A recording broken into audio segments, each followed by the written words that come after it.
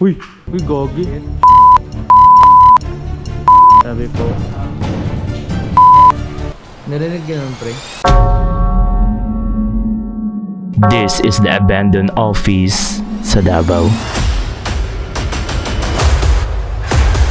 Gagi, bumibigat. Oh?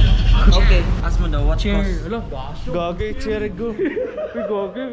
Unang pasok ko pa lang sa lugar, ang dami ko na nakikita ang mga iba't ibang nakasulat sa bawat pader ng building. Nakagaya sa nakita kong dalawang CR na to na halos itsura pa lang ay kinain talaga ng misteryo. Kung titignan natin ito, so meron siyang lababo dito.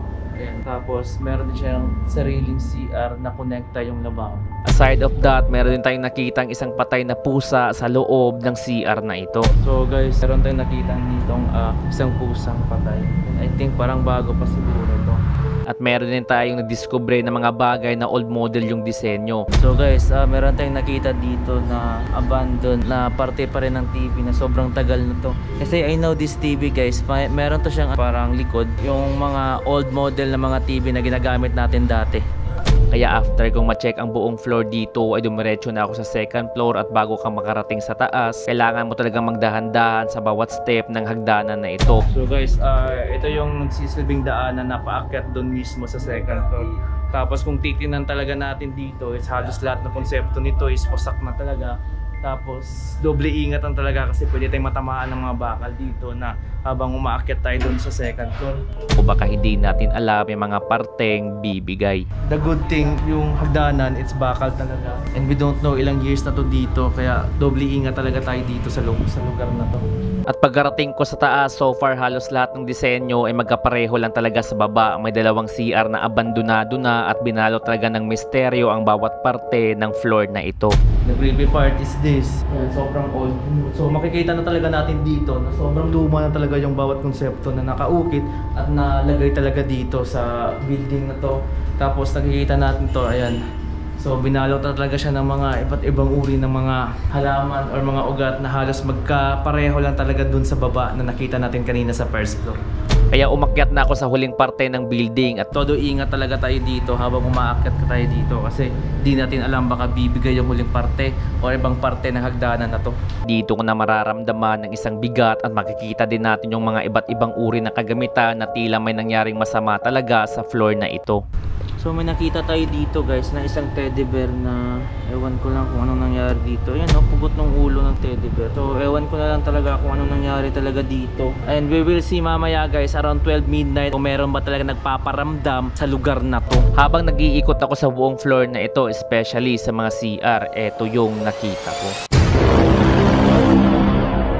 Isang telang basahan na tila binalo talaga ng isang dugo, kaya hindi na ako nagtagal dito at dumiretso na ako sa kabilang side at pagkarating ko doon, eto naman yung nangyari. So dito pa lang na parte na to, it's medyo mabigat na talaga siya. Unlike kanina sa second, ano yun gogi? Isang tunog na galing sa kabilang side ng CR. So unlike kanina sa first floor at second floor na medyo okay lang talaga yung dating, but dito sa third floor na to, na, which is itong huling parte ng building, Na tila parang pinapaalis ka na ata, kaya hindi na ako nagtagal dito at bumaba na ako para tumambay sa harap ng building na ito at mag-antay ng next 12 midnight. time check is around 11:43. Ayan. So malapit na mag 12 midnight guys. So far nandito ako ngayon sa labas kasi inaantay ko yung kasama ko. Pagkarating agad ng mga kasama ko, dumiretso agad kami sa building para ikutin ulit at sinabay na namin ang paggamit ng ghost tube para dito natin malalaman kung meron ba talagang nakatira sa building na ito. Doon tayo sa CR siguro, pre. Nicole. Nicole daw. Si Nicole. Ha? Nicole. Ano sinasabi siya, pre? Married. Married. Si Nicole married. Janet. Yung may Janet. Si Nicole married. Si Janet married. Are you married, Janet? Isang pangalan na Nicole at Janet na mismo si Nicole daw ay married na at ilang minuto lang sinagot ng app yung ino-overthink namin. Married ba si Janet? Yes.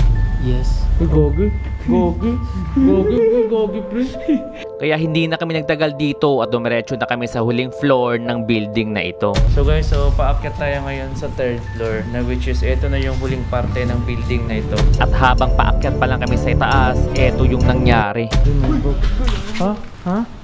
Isang Jollibee baso na tinapon na hindi namin alam kung saan ito galing. Walang baso, pre. Oh, walang baso, pre. Walang baso. Walang baso, pre. Literal. Bagay bumibigat. Oh? Walang baso, pre. Yes! At minuto lang ang nakalipas, eto naman yung nangyari. Okay, siyempre. Yaman. Unique thought face.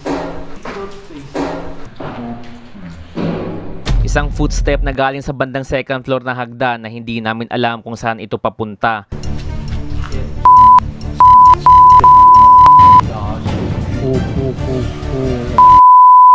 Tabi. Akala namin yun lang pero sa pagsilip namin sa CR, meron naman kaming narinig na tunog na galing sa second floor. Sige. Sukin natin. Uy, gogi. Tabi po. Narinig yun naman, pre. Oo. Siyempre, lakas na. So guys, dito, kasi oh, Uy. uy, Yun yung sinasabi ko sa inyo kanina. Naririnig ko para maglalakad. bago mo naglalakad, pre. Pero literal, pre, yung balahibo ko, pre. Tabi po. Sa moment na ito, sunod-sunod na talaga ang nangyayari at medyo creepy na talaga, pero inisip na lang namin na guni-guni na lang lahat kasi hindi natin alam kung ano ba talaga ang nangyari sa lugar na ito. Siguro madami pa, but I don't want to revive this kind of issue and be respect what happened in the history of this place.